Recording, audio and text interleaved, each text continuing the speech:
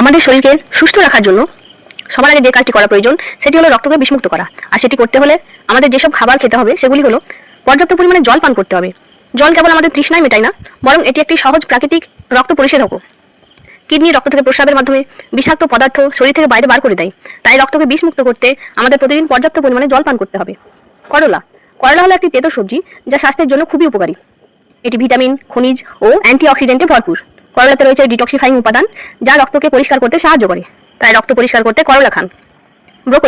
ব্রোকলিকে বলা হয় সেরা প্রাকৃতিক খাবার যা শরীর থেকে টক্সিন দূর করতে পারে। এতে রয়েছে calcium, omega 3 fatty acid, vitamin C, potassium, manganese, phosphorus এবং অ্যান্টিঅক্সিডেন্ট যা রক্তকে ডিটক্সিফাইং করতে সাহায্য করে এবং রোগ প্রতিরোধ ক্ষমতা বাড়ায়। বাদাম প্রতিদিন এক মুঠো করে বাদাম খেলে শরীরে ফাইবারের পরিমাণ বৃদ্ধি পায়। সেই সাথে ভিটামিন ই এর ঘাটতিও পূরণ হয়, যার ফলে শরীর থেকে টক্সিন পদার্থ বেরিয়ে যায় এবং রক্ত বিষমুক্ত হয়, যার ফলে রোগ প্রতিরোধ ক্ষমতা বৃদ্ধি পায়। বিট